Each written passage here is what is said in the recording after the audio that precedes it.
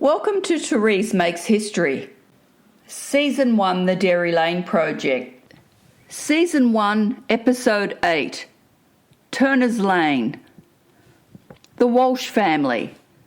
This episode and Season 1 has been supported by Turfco and McGoldrick's Real Estate. Gavin Rogers initiated and started Turfco 40 years ago. It's the biggest agricultural employer in our region. Tim's family have been operating their real estate business since 1987 in Berry.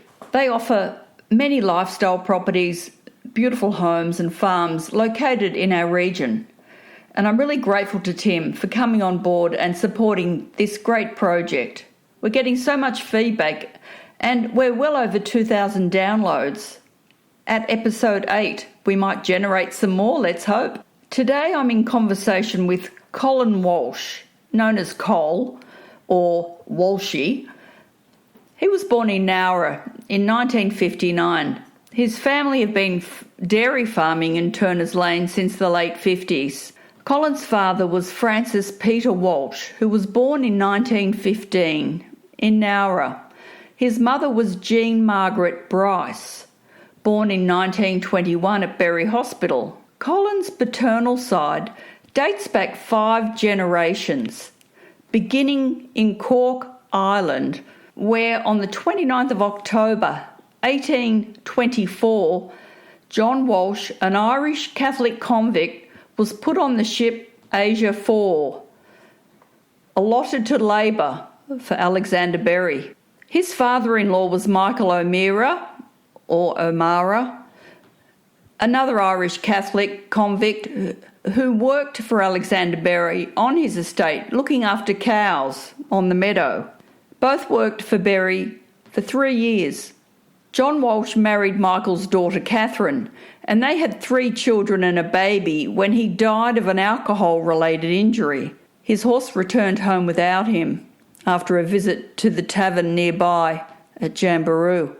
During this period, working for Alexander Berry, the convicts complained of lack of food. Michael O'Mara, or O'Meara, was sent back to prison in Sydney. His daughter Catherine sought a priest in Sydney to negotiate his release back to Berry under her guardianship, which was arranged. John's son Peter Walsh was born in 1852 and married Julia O'Sullivan from Albion Park, Gerringong Way. Peter is Colin's great-great-grandfather, and he died in 1926. His son Thomas, Colin's grandfather, was born in 1885 and he married Mary Stewart. The maternal side, the Bryce family, migrated from Scotland to the Illawarra in 1852.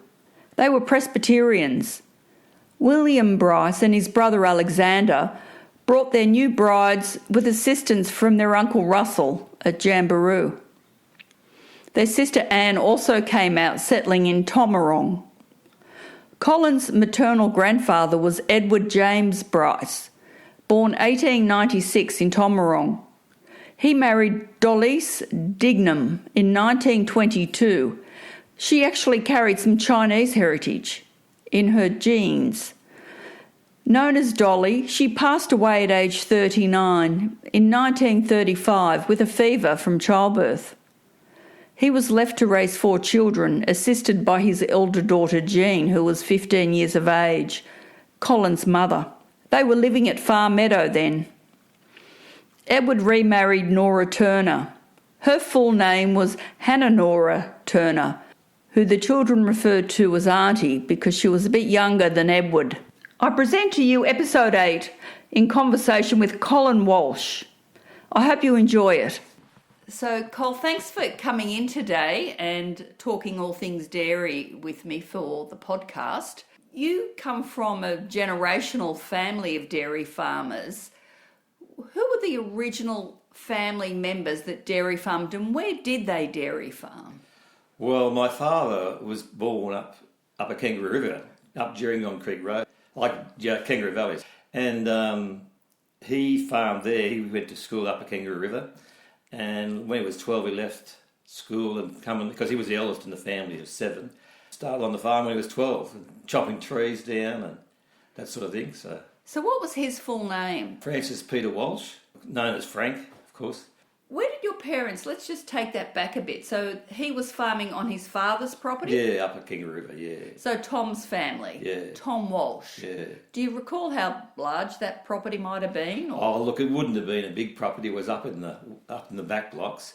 Probably 160 acres, which was probably relatively big for that at times. Was he part of that original, when the Berries passed away and they started selling? Yeah, they would have been. The family owned the property for quite a long time. Our family, Frank's that is, was the last member of the family to use it. His brother B dairied it until he moved to Sydney, and then we sort of took over running it. And we had dry stock up there. Because there's a bit of land everywhere here Yeah. with your family. So Tom's father would have been... Well, I don't know there. See, it's gone back a generation past my knowledge. So we're going back 4 generations now. Yeah. Which is about right. Yeah. Okay, so your father started his journey at Kangaroo Valley. Yes, that's right, yeah. So let's talk about him. So what do you recall? How long was he there, and do you know anything about the dairy farm itself? Well, it would have been a small farm, and they would have probably just had cream, like they would have had pigs. And most people just sold the butterfat, the cream and that sort of thing, and the milk went to the pigs, the leftovers, the whey. They would have made butter and taken it into town. It would have been a co-op in Kangaroo Valley, I imagine, where they went by horse and cart. So. Yeah, so it was pre-mechanisation. Yeah. All I know is that Camden Park, they had Suffolk punchers. Right. As a type of horse. And I've seen some photographs down here. They look a bit similar, but maybe, do you know what sort of draft horses they might have been? No, I don't really know. No. Although they crossed the creek Gerringong Creek to go into Kangaroo Valley via the shortcut. They don't go via the road, so they always took the shortest route. So you said Gerringong Creek? Yeah, that's Gerringong Creek, that's right. Yes. Can you imagine what it might have been like to bring that butter to... Oh, it would have been... On the slides. Yeah, that's right, yeah, and drays and things like that, so... It would have been a mammoth job. And I don't know whether it would have been done once a week or... Because they wouldn't have had a lot of cows then. No. Like, it was just... Look, this country is bush. If you've been up there, like, it was all bush. Like, it went back to the sandstone cliffs, which is part of the national park now. So it would have been about 170 acres, which I would have said when I was there, half it would have been cleared. The netted paddock, where the netting was to keep the rabbits out from eating the grass and vegetables they used to grow and that sort of thing. So... Okay, let's just slow that down. So the netted paddock, what do they do there? Oh, it was just a big paddock. It was a flat area. So like up at Kangaroo Valley, it's very hilly. So any land that was flat and easy to farm, like cultivate and do whatever. So they probably tried to grow most of their pasture there. And they probably tried to keep the cattle in that area to try and control them. And the net was just to keep the kangaroos and wallabies and all sorts of wildlife out of it so they could probably graze their cattle there. So they didn't eat all the grass? Yeah. They must have had a bit of wildlife up there. Oh, yeah, they would have, yeah. Rabbit plagues, Rabbit plagues, of course, yeah, that's probably why the net was in, hares and things like that, yeah. Did you ever remember rabbiting yourself? Oh, not myself, no. Well, I suppose we did. We used to set traps. That was at the home farm where we are now. Yes. We used to have lots of rabbit burrows, so we'd set traps and go out rabbiting, and yeah, that was interesting. So let's just clarify again your dad's name. Francis Peter Walsh. And who did he marry? Jean Margaret Bryce. Okay, so Bryce's Lane. Yeah, that's been named after my mum's family because Uncle Jim, that's her brother, Jim Bryce, he donated the land to the Shoalhaven Shire Council because the only access to Far Meadow used to be via Swamp Road, which used to regularly get flooded. So he had a lot of land up on the higher ground. How much land? Well, he would have had probably... And we're talking about Coolangatta. Yeah, this is Coolangatta, yeah. Yes. Coolangatta Mountain, yeah. Keep up with this, folks. I try to. It's hard, you've got to... Yeah, well, that's true. But most of the families married locals and they met at dances or, bands, band dances they used to have. So your dad, how long was he up in Kangaroo Valley? Well, probably till his 20s, I'd say. And then when he met Mum out at he moved and worked on their property at Far Meadow on Bryce's Road. So your father was schooled at... Upper Kangaroo River School. It's not there now. There's no building there now. There's only just the remains of it. Describe what you know about the school he went to, your dad. I don't know a lot, but it was just a small school, small building. All ride horses to school. Dad being the oldest, I suppose he led the way. What about the dance hall there? Oh, Upper Kangaroo River, yeah. Well... Which was part of the community. Yeah. It was the school, church. Yeah, there was a church further down the road, actually, yeah. The Walshes were Catholics, of course. Yes, so... Irish Catholics. Which was a bit different, wasn't it? Yeah, it was, yeah. Because there was a lot... There wasn't the original migration. I'd forgotten about it, but there was a church there. Bruce Cobb bought the land. The road was changed, and so it used to go on one side of the church, then it went on the other side of the church. Upper Kangaroo River Road, this is. So I'm just not sure which religion the church belonged to. Where would your father have met your mother? Oh, look at a dance. Yeah, I'm not sure which one. So they used to go, Tomarong, Upper Kangaroo River, Far Meadow. Like my mum had her 21st birthday at the Coolangatta village. So before it sort of fell into ruins, and then the bishops came along and did it up again. So, but she always tells me about her 21st birthday being at Coolangatta village. So when you talk about the bishops doing Coolangatta, the village up, you mean a bishop's family? Yeah, bishop's the family, yeah. Cole Bishop and his family. And when was that restored? But it was about the 70s they did it up again. So. And who were the bishops? They paid for it, did they? Yeah, well, they were just the family that owned it. I think they've owned it since they got it granted to them from the Berries, I imagine. So your dad moved from Kangaroo Valley. Who were some of his siblings? Oh, well, it was Bede, his brother. He dairied. Like, Dad moved away. He moved over to Far Meadow and worked on the family farm over there for the Bryces. When Uncle Jim went to the war, he was an Air Force pilot. There's Bede. Bede Walsh, yeah. And then there's Sheila Walsh, Mick Walsh, Vonnie Walsh, who he was then, Veronica, who's still that's Vonnie Muller, who reached 100 the other day, had a birthday party. She's the last surviving member of 7 children there. So then there was Tom and Ted, they were twins. So that's your father's family, the Walshes. Yeah. And he married a Bryce. From Far Meadow. And Bede stayed and dairy farmed. For a while until he moved to Sydney. And what era are we talking about there? Oh, well, it would have been in the 40s. So when Jim went to war. Did he live? Yes, he did. Yes, he came back to the farm. And because he was the oldest son, that's when Mum and Dad decided to move to Jasper's Brush to farm there in 1958. They moved to Turners Lane, where we are currently farming now. Were there dairy cows when he went to Bryce's? Oh, yeah, they were farming there. They had a dairy farm going. That's Ned, not my mum's father. He was farming there, and they'd been farming for years there. I think originally they came from Tomarong a lot of Bryces at Tomarong came to Far Meadow.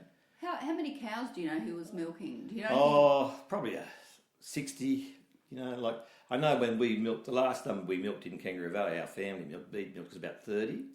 And so we must have been just starting up at Jasper's Brush because he gave us some of his cows. When he's finished dairying at Kangaroo Valley, Upper Kangaroo River, he left his cows and some of his machinery at our farm. So when he went to Sydney. So that would have been after about 1960, something like that. So, getting back to the 40s, what sort of cows were... Oh, Ayrshires. The Bryces were famous for their Ayrshires. Most people with a Scottish background, like Bryce, obviously, milked Ayrshires. They were and like some people milked Jerseys. See, what everyone milks now, the Holstein Friesian, was virtually non-existent back in the 40s, so most people milked Jerseys, Ayrshires, coming from whatever came over on the first fleet, sort of thing, with the... But then there was a breed invented in perhaps Jamboree? Oh, well, that's correct, which the youngest Walshes, Tom and Ted, were famous breeders of the Australian Illawarra Shorthorn, AIS as they were known then. Why were they famous? Oh, well, they used to show cattle, so they were out at Far Meadow as well, just down the road from where Dad was. They bought a property there. And do you know how many acres that was? Oh, it'd be 150, say. And they farmed there, not far from the Bryce's farm out at Far Meadow. And they then moved to Jamboree, and they became stud breeders of Australian Illawarra Shorthorns. They were one of the most famous Illawarra breeders in Australia. back then. So these are the twins? The twins, yeah, who farmed together all their life. They farmed together at Far Meadow, and then they moved up to Jamboree. Do you know much about how that breeding came to be? Well, I guess it was the cattle were a cross between the dairy Shorthorn. They were instrumental in this breed. Yeah, oh, very much so. In the early stages, like they used to go to shows and show at Kiama, which was the biggest Illawarra. Well, they've since become known as Illawarras. Like they of course used AIS, Australian Illawarra Shorthorn, and they shortened the name to Illawarras. So they used to be very big, and they'd go to Sydney at the old showgrounds every year for the Royal Easter Show. And do you have any memorabilia from those periods of time? I do have some, not a lot. We weren't into stud cattle, our family, but they certainly were. Yes, and stud registers and things. Yeah, we've got some books at home, original stud books. People were coming to look at the cows from around the country, perhaps? Yeah, they would be definitely, selling them? Definitely, and there was a strong association with the America as well, because Tom Walsh in particular used to judge he judged in America at different shows over there, and there used to be a fair bit of interest from, they called them, in America they had what they called milking shorthorns, and so they wanted to get a bit more milk into the cattle, and so they were using genetics from Australia. So they were very keen on the Australian Illawarra Shorthorns or Illawarras. So, and they imported a lot of semen back over to America from Australia to try and get more milk production to do what they call their dairy Shorthorns. And they also come from England as well. Shorthorn cattle obviously were originally come from England. And those cows would have been, as he sold calves, they would have been exported around the country on the trains. Oh yeah, all around Australia. Tom and Ted would have been, Meadow Haven was their stud name, and it was a very famous stud, and they would have sold cattle to all states of Australia over the years.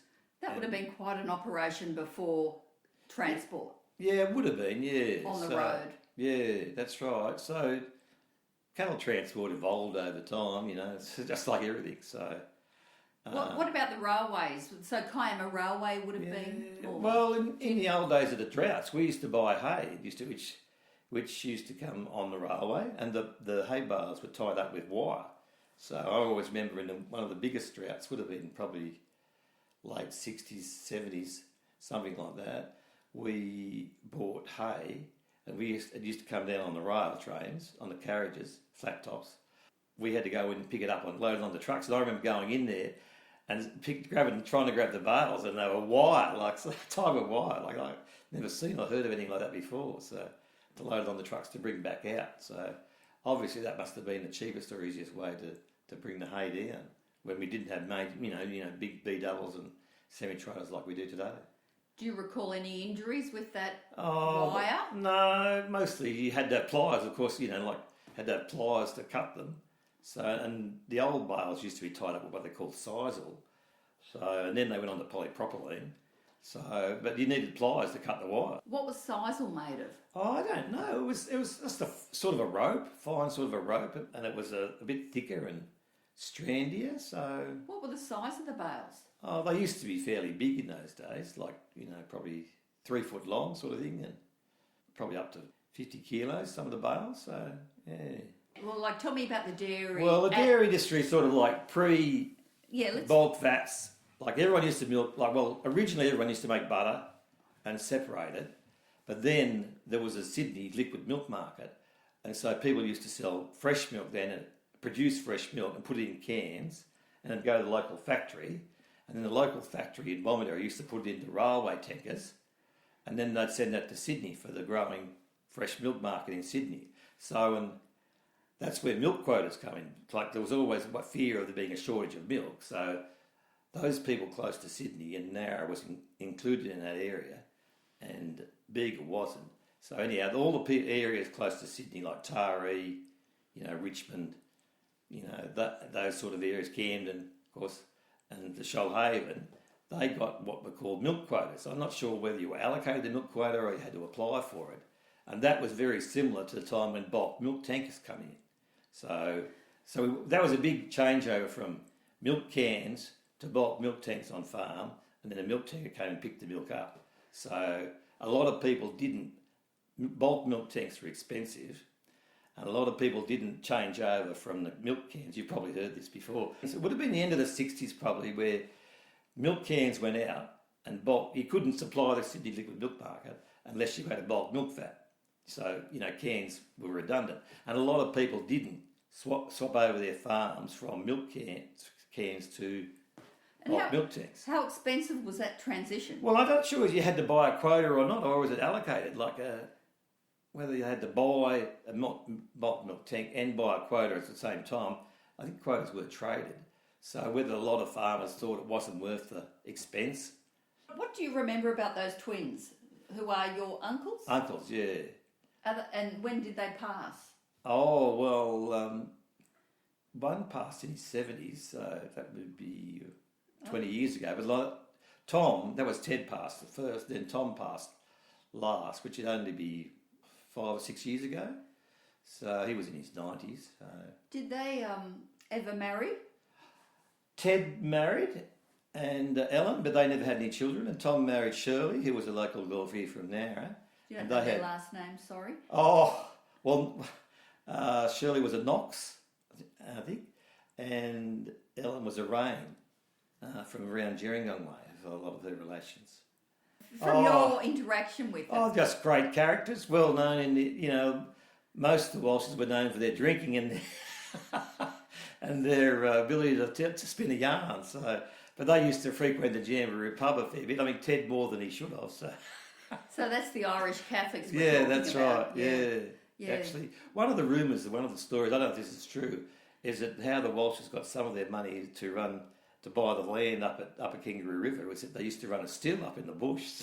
But I don't know anything about that. That's only things you got no idea if that's true or not true. But anyhow. Well, that was the sort of thing that was not uncommon. No, that's right.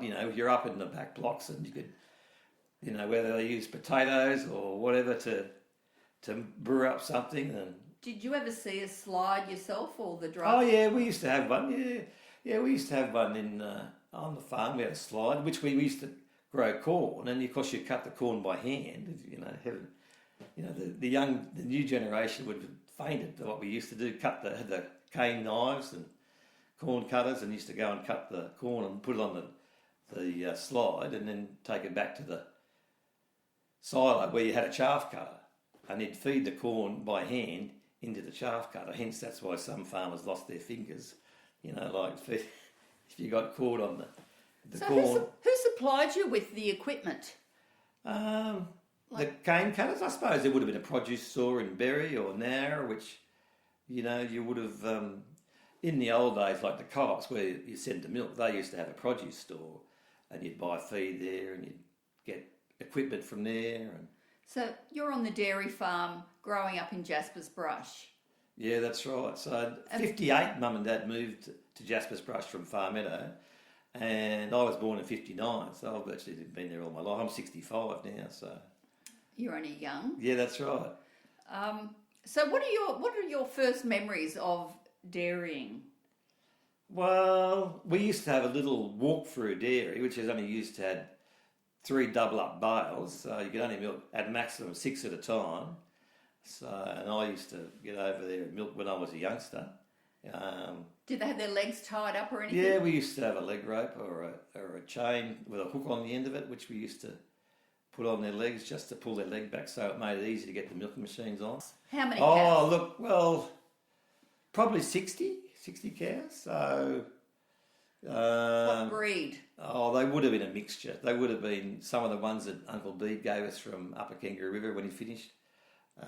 So they would have been a mixture of some early Friesians and Jerseys and Guernseys and Ayrshires. There would have been a lot of Ayrshires. There was a lot of Ayrshires around those days. So they would have been just called crossbreeds, I suppose, of a mixture of all those different breeds that were around. Did they have horns? They would have. The Ayrshires would have had horns, but then most people started cutting them off because it was too dangerous, obviously.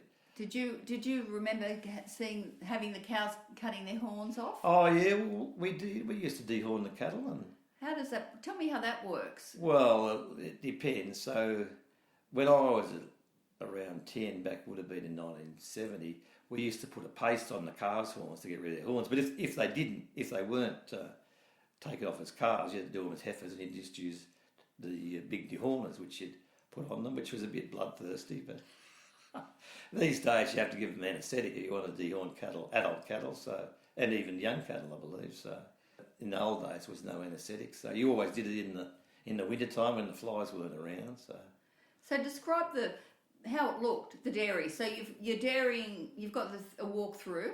Yeah, walk through. So it was just a simple setup where some of them had some feeders in them where the cattle would eat a bit of crushed barley or crushed wheat or grain or oats, whatever. Did you have a hay shed?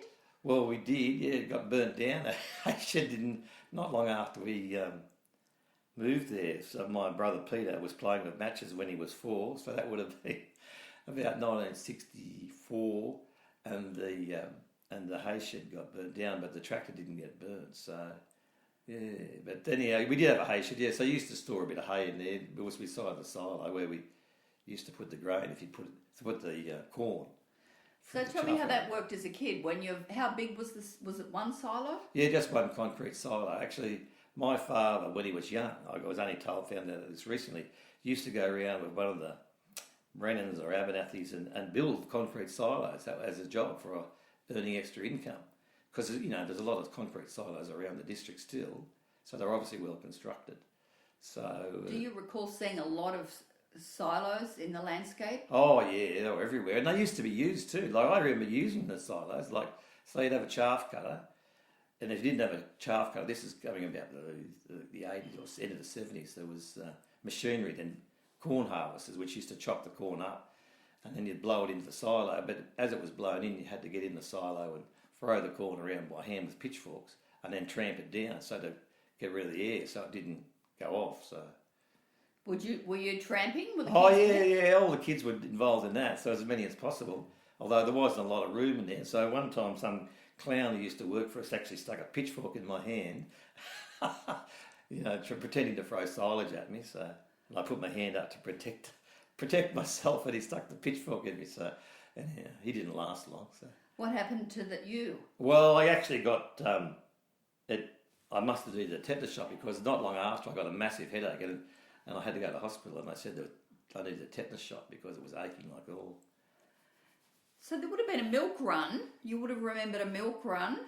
Yeah. Collecting cans. Cans, yeah. I used to go on the milk run up all the lanes, like. In the holidays, which was fantastic, like Strong's Road, Crozier's Road. Like there used to be 10, 12 dairy farms up each lane, like a light truck, I suppose you'd call it, with a tarp over it. And the cans used to be all left at the end in a little sort of a hut at the entrance to the laneway from the farms. So there was all the Mitchells and the Strongs and all the people up Strong's Road, and there's so many Francises, but you'd have to pick up the full ones and drop off the empty ones. And they had to have their names stamped on them. And there was always a kerfuffle if they didn't get the right milk cans back, because they used to wash them at the dairy factory or rinse them out. And so you just had to make sure they were clean. So they had to come back. So when the truck went to the factory, they picked up the empty ones. So who had that? Your dad had the contract, did he? Or? Oh, not for picking up the milk, no. But you went? Yeah, I went on it as a like an excursion, basically, like a trip. Like the Mitchells used to have the contract. I know the families of Mitchells. Tom Mitchell, I think his name was. Where was he? Well, he just was a truck contract. I don't think they had their own farm, although they could have. And he'd go along and have a contract and pick up the milk cans. So once he came to our place, I went with him to head off. So it was interesting seeing all the farms. So. Yes. And what did anything stand out for you? Just the number of cans that, like the size difference between the big farms and the small farms. Just sort of, some people only have 2 or 3 milk cans and some have 20. So, and we're just, it was interesting to see who. I guess it was to do with how many cows they milked and how much land they had and all that sort of thing. So it was just an interesting learning curve. And you get imagining then, wouldn't you? You'd imagine. You imagine, how many cows they milked and how big their family was or whatever. And where did you go to school? Oh, well, I went to school in St Michael's at Nowra. Oh, that was existing? Yeah, when I was, yeah. And how'd you get into school? Well, on the bus, caught the bus down at Hanigans Lane, so there was a fair few. Our cousins, the Mullers, were over at Maru, so there was a cousin, Brian, was the same age as me, and there was Mark Duncan, he was the same age as me too. His father owned he was a milker, used to deliver milk to the people's houses. Oh, yeah, you call them milkos. Milkos. He was Keith Duncan. He used to have a milko business, and he'd. And where was that business? Well, he'd pick up the milk from the co-op at Nowra, or Bomaderry, and deliver it to all the shops and the houses. This is when they had home delivery. Yeah, so. So that's like Fletcher's Lane and all that sort of way. Yeah, well, that's right. But they used to deliver the milk to like in North Nowra and Bomaderry and. That's a big run. Yeah. Well, they held out their runs. Yeah, so. They used to be very lucrative, actually, because that's in the days when regulation, was all regulated. We had quotas, and the farmer got a certain percentage, like basically half of the retail price, and the supermarkets got a percentage, the vendor got a percentage, and so that was quite a good for the amount of work the vendor did. It was quite a good income for him to have a milk vendor, and he used to buy and sell milk vendors' licences like you'd sell taxi licences in the old days. So you've been in Turner's Lane. What about, where'd you put the calves? And how many calves were you rearing? Well, probably in the early days we used to milk 60, so we'd probably have 50% heifers, so probably 30 calves a year. But see, in 1979 we built a herringbone dairy, so that was sort of like when people got out of walk crews because you couldn't milk enough cows quickly enough. And so we put in what was a moderately sized herringbone dairy. Went from milking 6 at a time to 10 at a time sort of thing. Double up. So we've since extended the dairy. Went from 10 aside in 79, and then dairy deregulation came in 2000. So we went to 18 aside so we could milk more cows because they got rid of milk quotas in that 2000. And so now recently my son's come back on the farm. He's leasing the farm now, and we've gone to 24 aside. So we've been able to extend the original dairies, but. A lot of the other bigger farms in Terrera now have gone to rotary dairies, so we can milk 50 at a time. So, how many times a day are you milking? Well, twice a day on our farm. So, because some dairies are milking around the clock. Yeah, the bigger farms down at Terrera and Pyrie, they milk 6 and 7, 1800. Some farm, David Boyd farms about 1800, I think, or something. Something like that. So you've seen the technology change, obviously, from even teats and washing. And... Yeah. So it's all become a fair bit easier. We haven't got a robot dairy, but there are around a few in the local area. But you're saying robotics? Yeah, robotics. Yeah. That sounds expensive. It is expensive, and they do have their issues with cow throughput and that sort of thing. We've looked into it. Yes. And you've got to have a good layout, so the cows basically are a lot fed. They don't go to the paddocks very much. Most of the robots don't. They just are housed and you bring feed to them. But, there are some where the cattle walk to the paddock. But there's an issues with getting the cows to and from the dairies and that sort of thing. So, what about bulls? Yeah, well, in the old days, bulls like that. This is the reason why dairy shows exist, because people used to go to shows and they'd see the type of. This is before artificial insemination became involved. So people used to go to a show and see a good cow, and they'd talk to the farmer and buy a bull. Well, they used to show bulls. They don't show bulls anymore because it's too dangerous. But they'd have. Let's talk about when they did though, and what era is that? Were there bull yards? No. These bulls would have been led. They would have had chain in their nose. And the halter on, and often when it comes to bull classes, this is shows there would have been 2 leaders. One would have held the chain and the ring in the nose, and one would have held the halter. And so it's quite an interesting picture of bulls being shown at Berry Show in the secretary's office at the showground, and massive numbers of animals. Everyone used to want to show because then it was another form of income, selling their bulls to the local farmers. This is before artificial insemination took off. So the shows were about breeding and selling. Yeah, they were very much so. Yeah, that was what they were about. So shows, everyone wanted to have the best cow or the best bull, and then that their status in the society went up, and then of course it would bring in income from selling bulls. So technology has, every time some, like artificial insemination, so that really changed the industry, the dairy industry, because you were able to access cattle from all around the world. You could buy semen from anywhere, and that's when the Holstein breed in Australia sort of took off. Like originally they imported, when Graham Park started at Berry, because Graham Park at Berry was the centre of the dairy industry, AI industry, as you probably have been told. Like it opened about 57, I think, and they used to buy bulls off the local farmers with what they thought was superior genetics, and then they'd do progeny testing. So they'd distribute that semen from these young bulls to the farmers, and they'd test it out. And then we had herd recording, so the farmers would herd record the progeny of those bulls and see if they were better than the previous generation. So that sort of changed the dairy industry, and where bulls become less, like they weren't invaluable, but farmers didn't trade bulls between amongst themselves as much as they used to, and showing bulls dropped out of shows because of that, because people didn't go to a show to buy a bull, they'd buy semen instead. So with Graham Park was a really important research centre, wasn't it? Yeah, it was. It was the beginning, at the forefront of the AI industry in Australia, yeah.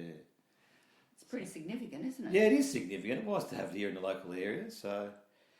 And that's where I did my AI technician's course. I learnt AI cattle. So in the old days, only vets could AI, but then farmers were trained in artificial insemination. So AI has a different meaning these days. So that's interesting. And how would you purchase semen?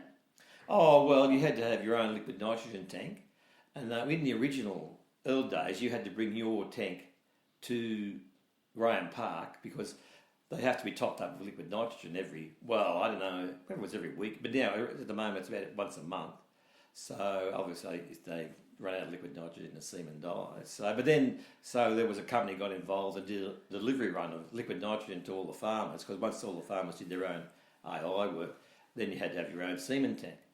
So and who delivered that, and where'd you get that? Well, Robert Richmond used to be involved. He used to be a technician teaching people how to AI at the Graham Park, and then when Graham Park sort of closed down, he started his own business, like herd improvers, and his son Angus took over it. But and where was he located? Well, he's located up at Gerringong, up at there, and he'd have a truck. And he'd actually service virtually the whole state of New South Wales, or the dairy industry of New South Wales, with supplying semen and liquid nitrogen and the gear for AI.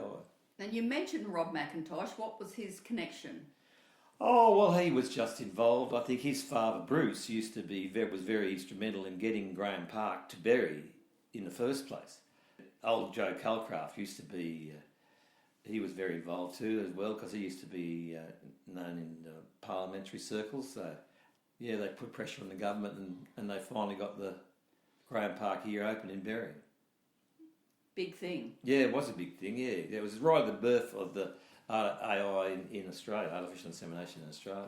And lots of recording and observation. Yeah. What happened at your farm? Well, see, so the whole point was to get semen from young bulls, distribute it to the farmers, and then, so it used to take time. So the calves would be born, then they wouldn't come into milk so they didn't start milking it until they were 2 years of age. And then you virtually had to wait for them to do a lactation, which meant they were 2 years and 9 months. And in the old days, some people didn't calve their heifers at 2, they used to calve them at 3. So then they were virtually 4 years before they'd finished the lactation, and we did herd recording and recorded all their, butter, fat and milk and protein. And then you were able to, that was all, went back to a laboratory, and the figures were analysed, and they were trying to work out which were the best bulls. So they were unproven, then they became proven bulls, and then their semen was marketed based on what they improved in the cattle. Based on output? Yeah, based on the production, the increase relative to the average cow in the breed. And quality? Yeah, the quality for the milk, fat and the protein and the amount of milk. And then further down the track, when people started buying semen from Canada, they used to market bulls based on how much they could improve the shape of the cattle to what they call the true type model. So the Canadians were very big in this. They used to have, they reckon, they had the best type cattle in the world, better than the Americans. And they used to market a lot of, and they still do, market a lot of semen into Australia and all these other places, South Africa, New Zealand, and even South America, where the dairy industry was getting a start on. So what's happened to the Illawarra Shorthorn? Well, they're a dying breed. There's not many farmers now who still farm the Illawarras. Because they were big for a while, weren't they? They were huge in the area. I think the problem was a lack of, because they were only in Australia, basically, originally, there was a lack of numbers and there wasn't enough new genetics coming into the breed. And I think that's part of those things stifled the growth of them. And then I think the Holsteins sort of took over the industry because the Holsteins sort of were promoted heavily. And once they, the Americans used to promote them as the best breed. And they did give more milk, but their components like the fat and protein were lower. And that's when sort of, it's funny how things work because the Holsteins sort of come into the country, then everyone wanted to drink fresh milk. So fresh milk was more important than butterfat. And so the Holstein breed sort of took over supplying that niche in the market, like more volume of milk, components weren't as important, and then everyone wanted to drink fresh milk, so they sort of took over the industry. And they were heavily promoted. So it actually been a bit of a swing back to Jerseys. So protein and butterfat in the milk. For a while there, everyone went off fat. It's, fat's bad for you, and then the people come back to it, saying, oh no, it's good for you, and that sort of thing. So.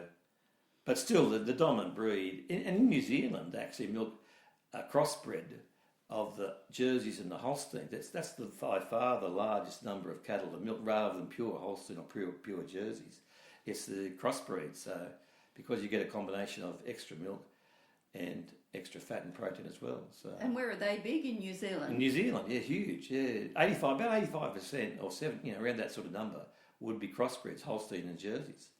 And it's actually starting to take off a little bit in Australia.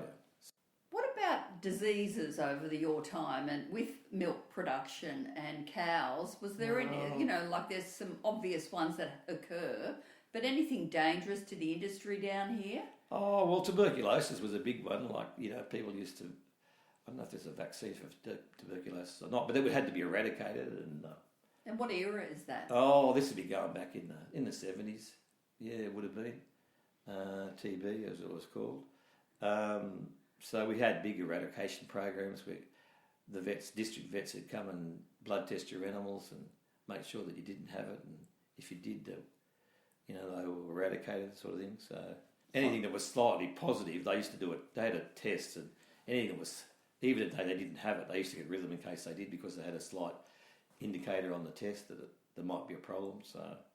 But I think you were compensated for those in those days for the cattle that you lost. So, and later on, there's been other different diseases come. Leptospirosis is another one that we vaccinate for now. So most of the diseases, if they become of an economic consequence, the companies develop a vaccine. So they see an opening for a vaccine, they develop a vaccine, which they have for a lot of the common diseases. So vaccinate for pink eye and 3-day sickness and all sorts of things. So you stayed in the industry? Yeah. It's a funny story, but... tell us. Well, not... So my father passed away at 59 when I was 15. None of the other family members were interested in dairying. And Mum said to me one day, she was going to sell the farm because I have a disabled brother who's 5 years younger than me, and he was quite physically and mentally disabled, although he was able, but it was still, Mum used to look after him, and there wasn't a lot of care, although he did go to Haven Lee. So she just said that she'd had enough, and she'd tried share farms and this and that, and she was going to sell the farm. She wanted to keep the farm, I had to leave school and come and look after it, so which is what I did. So I don't regret that for a second. So when I was 16, I left school and started farming. So. Big responsibility School for of you. Hard Knocks, yeah.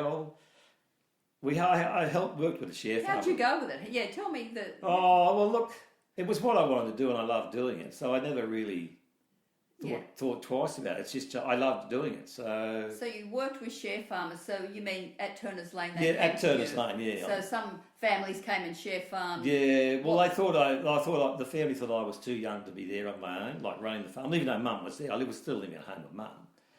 How does share farming work? Oh well, basically there was a different way, a few different ways, but you got a percentage. With you. Oh well,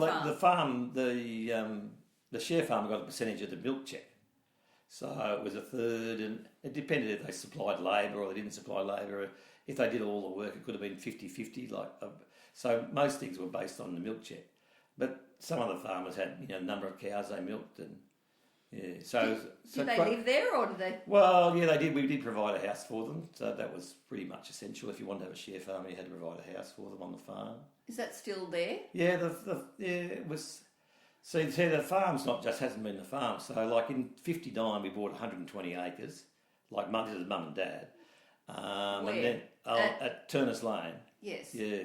So then they bought in 50, so it was 59, so probably in 65 they bought another 100 acres down the road, and then in 66, 67, 68, somewhere around there they bought another 90 acres down the road. So when you say down the road, you mean Turner's Lane? Turner's Lane, yeah, that's right. Well, who is Turner's Lane named after? Well, it must be, the farm we bought was Turner's farm, so basically all the farms in Turner's Lane belonged to Turner's originally. I've heard of Les Turner. Les Turner, yeah. Well, he lived down the road and he owned 90 acres, which ironically we don't own his farm. But there were Turners there, and there was Millers and there was Duffys, and we own so all those farms now. We sort of bought 120, then 97, and then 94 acres. So total acres in Turner's Lane that you currently farm? Well, it'd be about 400. So Sue and I bought 100 acres off Manildra, which we joined to the farm. You had to have a good relationship with the bank manager, so it was all on borrowed money, of course. We tried to buy other land. It's actually been interesting that when Manildra came into the area, they're all around us, and it became difficult for us to buy land. We would have liked to have bought more land in the area, but they always had deeper pockets, and because they wanted to expand their environmental farm. And they actually offered to buy our farm, which we haven't sold them. We've actually ended up buying a bit of their farm because it's funny how it works out. So what does the land give you?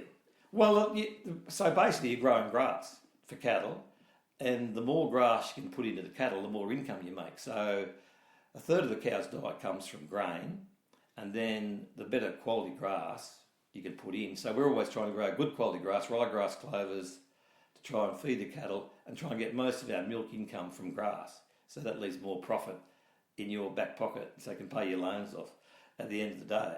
So the more land you own, the more grass you can grow, the more cows you can milk, the more profitable you can be. If we were still milking 60 cows now, we wouldn't be able to survive in the dairy industry. So we're milking now 330 at the moment. That's the most we've ever milked. So, and that's because we've now got 400 acres of land, total land for the cattle to graze on. And you sell grass as well? Oh no, not very rarely. No, we don't. We any excess feed. Well, when we say excess feed, we normally try and conserve feed in the springtime because we know winter's going to come, and some of our land floods. We get big floods. It's low-lying land. And so then we know we have to feed out the hay and any excess feed to the cattle to keep them get through the winters.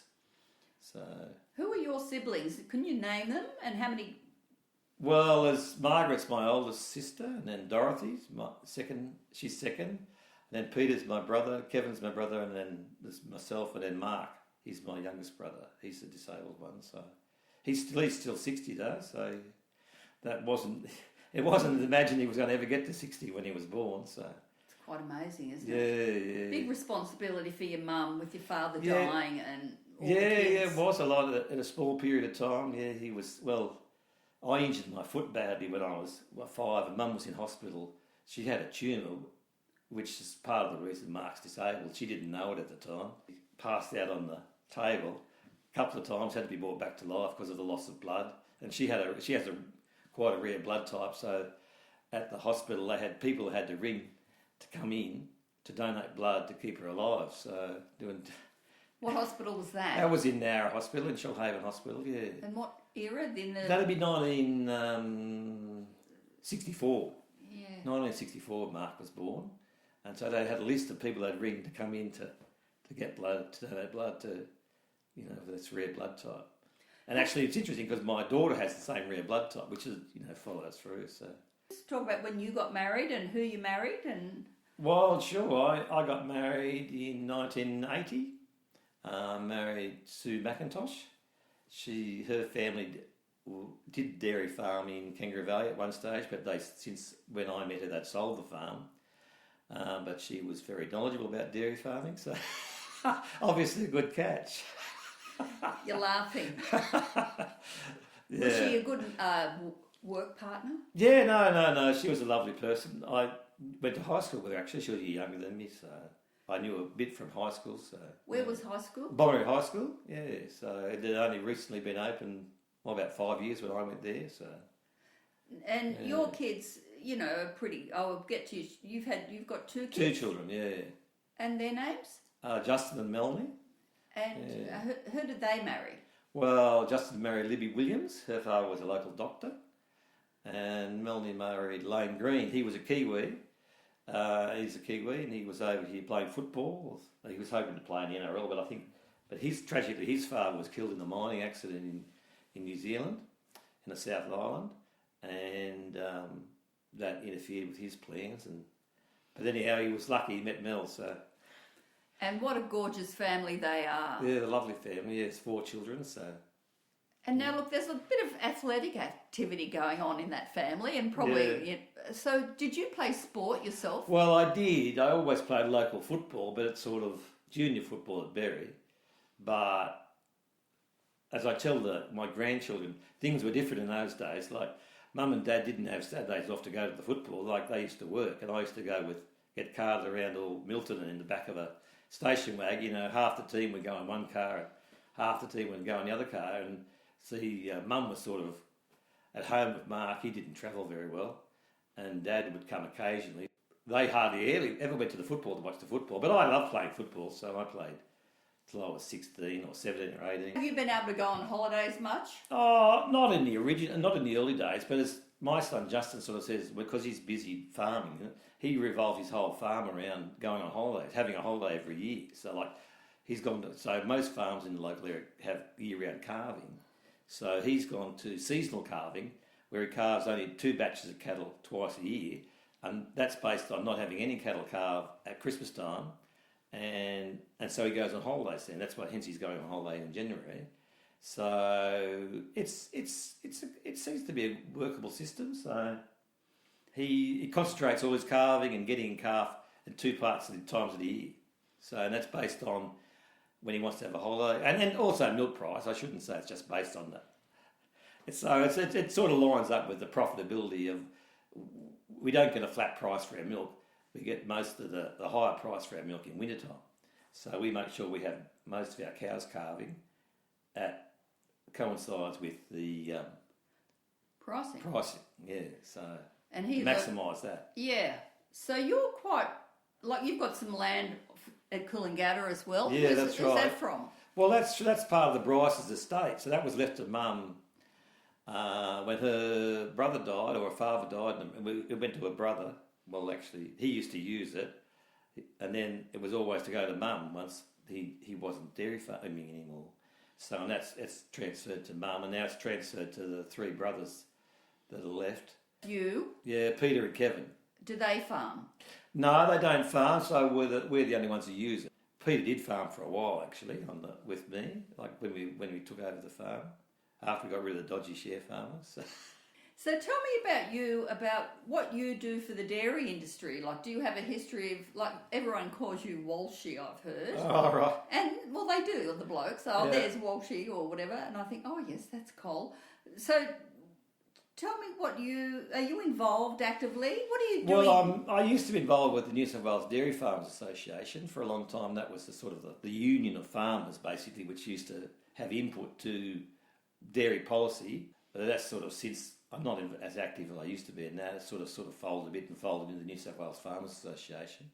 But I've been very involved with the Berry Show, local show I'm a life member now, so over 40 years. So that's How important is the Berry Show? well, I think it's very important to the community. I love the history, like looking at the old photos, and love the history of being involved with an association that's been going for 125 years or 135 years or whatever it is now. You just think of all the people who've gone before you and the great characters that. See, it's a funny thing, like when my dad passed away, I think I was sort of attracted to older people to learn the history of the district. And I used to love going to the meetings. And then not only that, after the meetings you talk to people like Keith Miller and Bruce McIntosh and Cole Sharp and people who, older generations, you'd hear about all the stories of the past. And I used to love that sort of thing. So I think I was attracted to the history and talking to old farmers about learning about things that perhaps I didn't learn from my dad. So yeah, that's an ironic thing too, because his two sisters lived to be 100, and his brother lived to be 99, and his other brother lived to be 91, and he passed away at 59. So I always think I was a bit ripped off. But anyhow. What did he die of? Died of a heart attack. Yeah. Yeah. Well, he had 2 heart attacks. He had one, and then they thought he was all right. And actually, I was away at the Orange when I was at high school. I don't know if you want to hear this, but yes, I was away with an excursion. We went to Bonnie High School. Went to the Orange Field Days, an excursion every year, and I was away at the field day when Dad passed away. So it was a big complete shock that he and they didn't tell me until I came back. So I come back on the Friday night, and then there was a funeral organised for the Saturday, and so it was all a bit. I was only talking about it Sue the other day. I was all a bit rushed and all a bit, Bit of a shock. Got home. Dad's passed away. The funeral's on tomorrow at 10 o'clock. Go and have a shower. So when was the funeral and how big was it? Oh, it was a huge funeral, yeah. So, because that was the whole Walsh family were all known in the district because he used to play in a band. Originally it was the Walsh family band, and then he'd go and play in all the old time dances at Tomarong and Upper Kangaroo River and all around the area. He used to play at some of the local clubs as well on Saturday night. What instrument? He played the drums and the sax. So, yeah, but all the Walshes, when they had a family band, they used to play different instruments, and Sheila used to sing, and Vonnie was a great singer as well, but she was a bit younger. She wasn't originally part of the band, but she's a fantastic singer. Frank's funeral was huge, massive. And in those days, you didn't have funerals on Saturday morning, but they got permission to do so. But it was all a bit rushed for me. But anyhow, you just get on with it, I suppose. Then Mum lived to be 92, so she was a great support. And she looked after Mark at home until she had a fall, fell over and fractured a skull, had 2 bleeds on the brain, or 3 bleeds on the brain. But she survived, but it was sort of decided that Mark should go into care then, so she didn't have to look after him as much at home. But he's still in care now, and he gets looked after by Care South, and they're very good to him. So, do you see him? I do see him, yeah. I see him at different times, and he comes out. The carers bring him out to the farm and that sort of thing, which he loves. He's still got a very good memory of his days on the farm because he's he's wheelchair bound now, but originally he wasn't. He could, even though he had paralysis on sort of a palsy on one side, on his right side, he could get around the farm with his limp, and he could walk 2 or 3 kilometres easily and get the cows and move hay bales on the ground when we're baling. So, and he used to love that. He used to love helping, and he'd get in the pit and try and help. But sometimes when we used to herd record, it got a bit much for him. There was a fair bit happening. So he couldn't always cope with too much at one time. So we had to take him home at times. That was usually left to me. Do you remember taking the cans to, where were they collected on Turner's Lane? Oh yeah, they were. Yeah, we used to take them down a tractor on a trailer or a carrier or a slide. Actually, that's how I hurt my foot when I was 5. Sometimes the cans wouldn't all fit on the trailer, and we had a device put on the 3-point linkage arms at the back of the tractor. And one time I had my foot on it. This is when I was 5 and got my foot squashed between the 3-point linkage arms and the PTO shaft. So, and that was a funny story because I ended up in hospital with that. And my foot was split open, and I still remember because that was when Mark was born. So they left me in hospital because Mum was in hospital, had Mark, like he was born premature. and they thought the best place for me was in hospital because there was no one home to look after me. Mum was in hospital. She took months to recover from, the loss of blood and the birth and the tumour they had to remove. And I remember being in bed for months and months, like recovery. And we had a carer who come and looked after us. What's her name? Leela O'Keefe. Like she's passed away now, but. Was that part of O'Keefe's Lane? Yeah, well, yeah, she was related then, yeah, that's right, yeah, the same family, yeah. Do you remember much about O'Keefe's? Oh, not a lot, but actually Pat O'Keefe, who I remember when he passed away, I don't know if he passed away or he left the Show Society, but I got his spot on the Show Society, so it was a bit like that. You had to have a spot in those days to get on the Show Society. And how do you go showing your calves and cows? Oh, we've been relatively successful since we got into the purebred cattle. So we've had Supreme Champion at the Royal Leicester Show in Sydney 2 years in a row. That's our highest claim to fame. And when was that? Oh, it would have been 2017, 2016 or 17, 18, one or the other. We had a best started cow at Dairy Week, which is the biggest show now. So, yeah, and that was quite an achievement too. That's a bigger show than the Royal Leicester Show now at Tatura every year, International Dairy Week. So that was probably our two biggest claims to fame.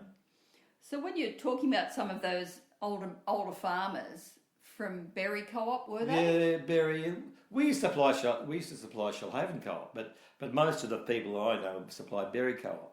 Like there was different co-ops in those days, and the Bryces supplied Berry Co-op, and the Millers, and the Bowleys, and the O'Keefes, and all those sort of people supplied Berry Co-op, but most of the people from Terrera and that supplied Shoalhaven Co-op, the Boyds and all the Crawfords and all those people and the Hearns. And you supplied Shoalhaven? Yeah, supplied Shoalhaven Co-op, yes. Turners Lane? Turners Lane, that's right. You could choose who to supply in those days, and there used to be Horlicks, where Manildra currently have got their plant now.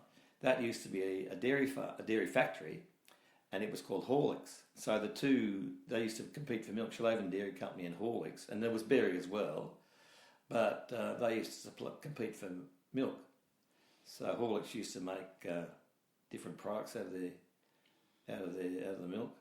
Were they making the baby food? Yeah, I think they were. They weren't into fresh milk. Horlicks weren't into fresh milk. They're more powders, and was there a protein powder like Horlicks was a drink, I think.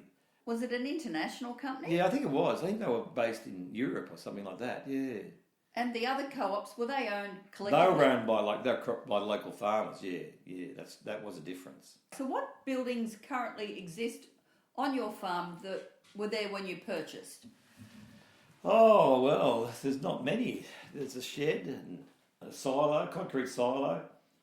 The original dairy is still there. The original walk-through. We haven't pulled it down. I think we're probably supposed to have, but. Yeah, so... I might go and photograph that with you one day. Yeah, it's a bit of not in great condition, but it's still there. We used to use it as a calf shed at one stage, but the original hay shed sort of fallen down a bit, so now we've got 3 grain silos as well, because we roll our own, or we've got a disc mill and we crush our own grain for our dairy cattle, so...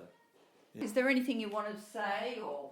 Oh, just how grateful I am to my parents for having the foresight to move there. And a beautiful place where you are. What do you love about Turners Lane and farming? Oh, well, Mum used to always say to me, she said, well, where else would you rather live? Like you were close to Nowra, you're close to Berry, you're close to the coast and relatively close to Sydney, And I used to think the same thing. And I thought, well, I don't think I'd rather live anywhere else. So when she said to me, do you want to, take over the farm or keep the farm? I said, of course I do. I just love the area and love the location, and I suppose I much love the people in the dairy industry as much as I love that too, like they seem to be salt of the earth people and that sort of thing, so... And there's some new people coming into it. Oh, yeah, sure, yeah, there have been new people coming into the dairy industry too, they're lovely people, but the dairy industry in these days is more... You've got to have a good... You almost need a finance degree to run it, make a dairy farm profitable. In the old days, not every decision was made with... Not that they all are, but with finance in mind. But you've got to be very aware of your costs to make sure that, at the end of the day, you've got to make a profit too if you want to keep farming and reinvest in the farm. So, Which was very different to how dairying started here. Yeah, it is. People were just sort of like, it was just a lifestyle. They were just trying to feed a family, raise a family, like, in the idea that, you know, so...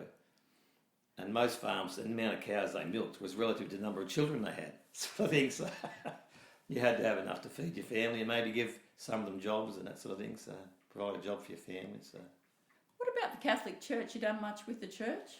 Oh, look, I went to the school and I went to high school. I didn't go to Chevalier College like some of my brothers did. Oh, yes.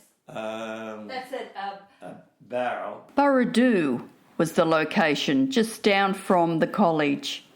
Thank you, Colin, for your chat today and sharing your knowledge. And that brings us to the end of episode 8. Episode 9 will be coming in a fortnight or so. It's the perfect night to listen to this new podcast. It's teeming with rain. So spread the word and teach the elder people how to simply Google the Dairy Lane Project, episode 8. I'll be bringing episode 9 to you shortly. A bit of a surprise again. Anyway, you'll look forward to it, and so will I. Till then, take care.